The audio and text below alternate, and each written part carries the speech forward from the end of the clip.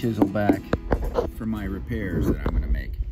Just clearing the area and getting it ready to glue in new wood.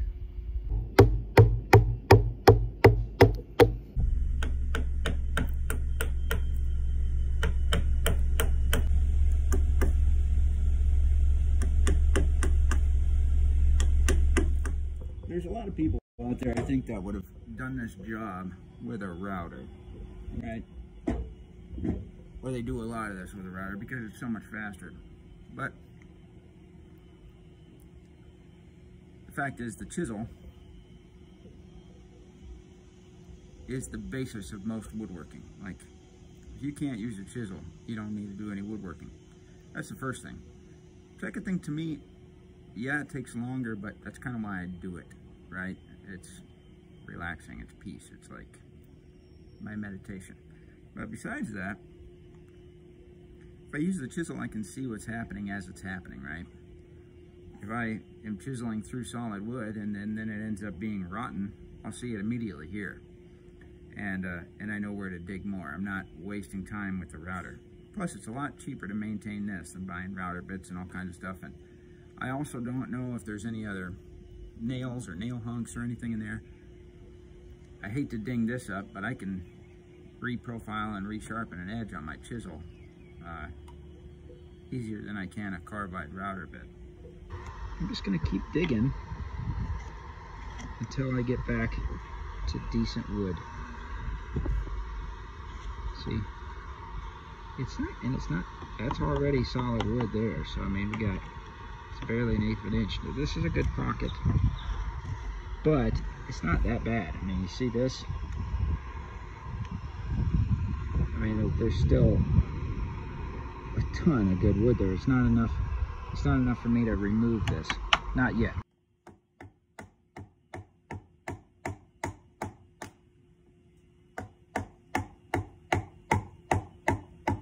I use my marlin spike to find the rot here, right?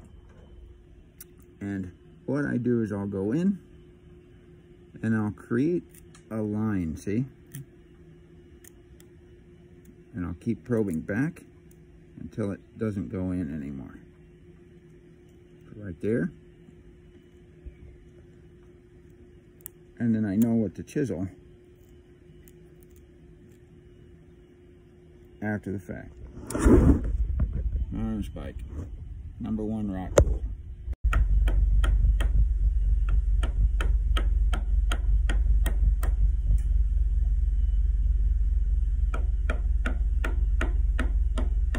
Okay, so I'm pretty well done with the chiseling, and I'm just ready to put the plugs in. Yep, moving along.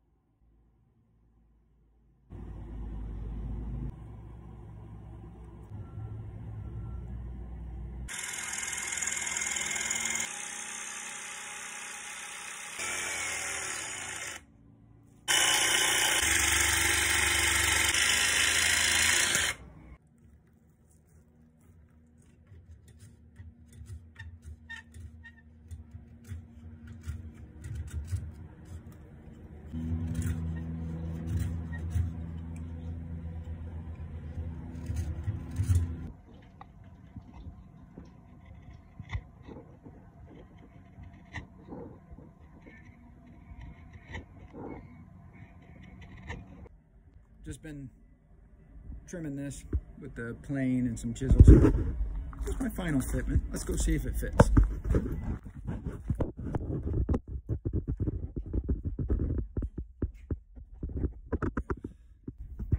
Up and down, up and down.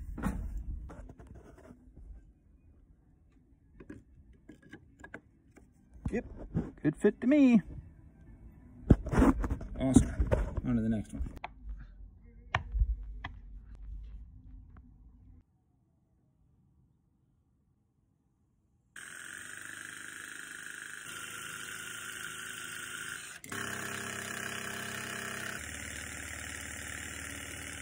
What I got to do now, I got this cut.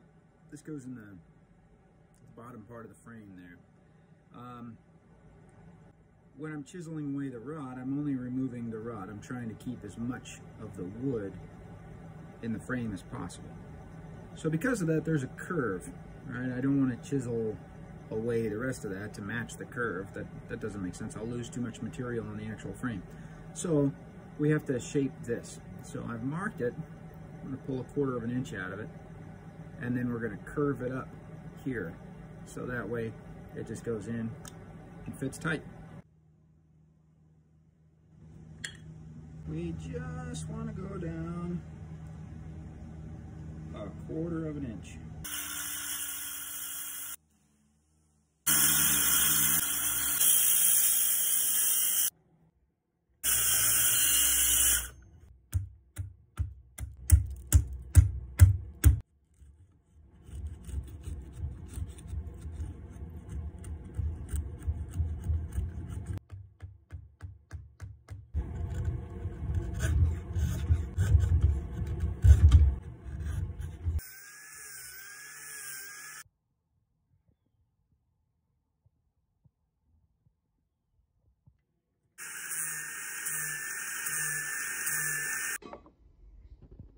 Perfect. Good boy.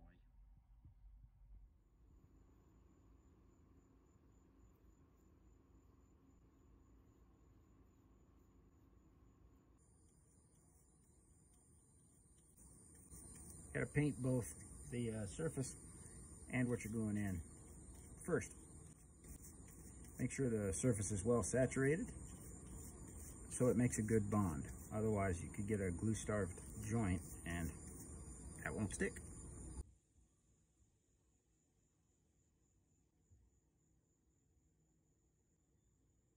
Really, I want it to squish out. I want a lot of squish out. I want to see that it's in there. Okay, and a little clamperoo. That is what we are here for.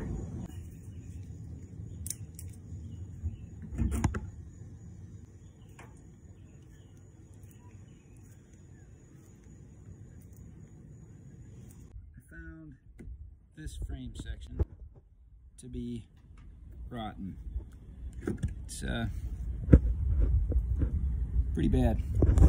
So we're gonna make another one. Luckily, one of the pieces of wood I have here is like the exact same thickness, but even more lucky and more important, when you're gonna make something like this, you're gonna want the quarter sawn, right?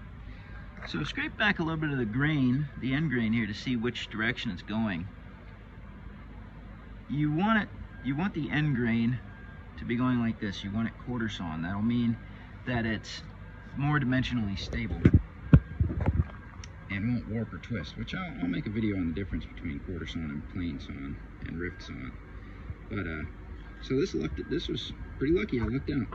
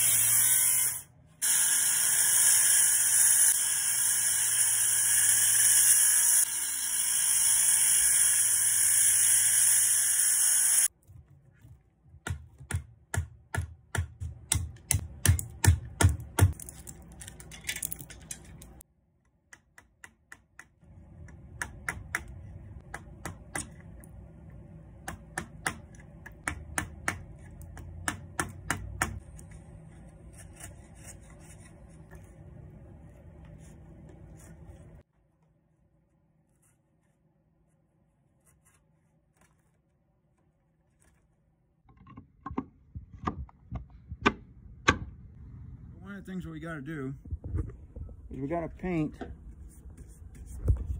the frame section that we're going to do with epoxy thinned with acetone. And what this is for is to make a good, basically almost like a primer for primer. It seals the wood. It seals the wood grain. So paint will stick to it. We want to paint this on there so that way if there's any chance of water getting in there, it doesn't rot it. I've already treated the end grain with full strength epoxy. So we're gonna do that, and we're gonna do it here. This is not to bond anything. We're not gonna glue this frame section into this. The opposing grain with how thick this is, the wood would expand and contract and it'll just break. So, but what we are doing is, it rotted before because water got in there and damaged it. So what we want to do is we just want to paint it, especially the end grain. Remember, this is epoxy thinned with the acetone, so no real bond strength would come from using this. What we're doing here is we're just sealing everything. So it's important, once you get this painted with the epoxy acetone, you wipe it off, right? You want to get all the excess off. I want to talk about the misconceptions about epoxy and acetone, right? It does not create a good bond. So your penetrating epoxy, CPES, all that, it's not for bonding anything. You can't bond it. Every once in a while, what I'll do, say I've got a hairline crack or something, I'll use a syringe and I'll inject epoxy and acetone into the crack because it'll travel way deeper into the crack. And then I'll use full strength epoxy. But even then, I do that very sparingly on something that's not really structural, right? So epoxy's great for bonding things. It's just almost the only glue I use, except for like wood plugs and stuff. I use glue. The thing is, a lot of people will try to fix rot. You know, like, why didn't I saturate the rot in the transom with epoxy and acetone or a penetrating epoxy? Because it doesn't work. It'll make the wood hard, but it will not restore the structural integrity of the wood. So where it can be used, right? Let's say you have a locker, and in the locker you've got a rotten panel, a rotten portion of it, but it's not in a structural bulkhead, it's not structural at all. And your two options are either tear out the entire locker or saturate that panel. Now the better option is always tear out the panel. Tear out the whole locker, rebuild the panel, rebuild everything. That's the best option. That's what you should do. But let's say you're sailing, you don't have the materials, you just want to get it down to the next port. Well, you can do this and it can stop the rot. The issue with this is there's no way of knowing for sure how deep it has saturated. You just can't tell. Did it get all of it? Did it get all the rot? Did it go everywhere? I don't know. Are there more rot spores? You know, you have to dry the wood down to, 12% moisture or less in order to do it that way. But something like my transom frame, absolutely not. That's all very structural. You want to get every last bit of rot out there. I'm not going to be able to look at that again. I'm about to glue a bunch of planks on it. So you absolutely want to make sure that that is structurally sound. And the only way you're going to do that is by putting new wood in, getting every last bit of rot out, putting new wood in, and using full strength epoxy to do that. It's great.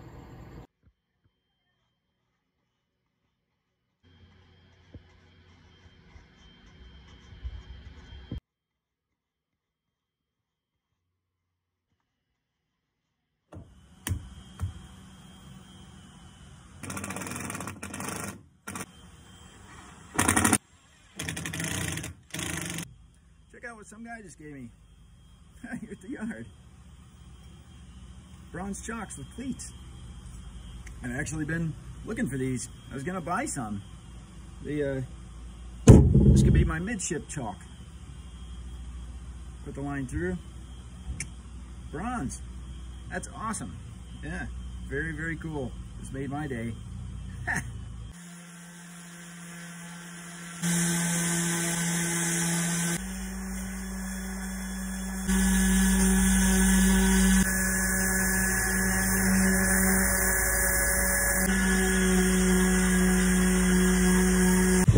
Well, I'm beat, but she sanded. It's all done. She's ready to put the new transom on. So I got all this new wood here. New frame pillar, new section here, all through here, all new there. And she's good to go.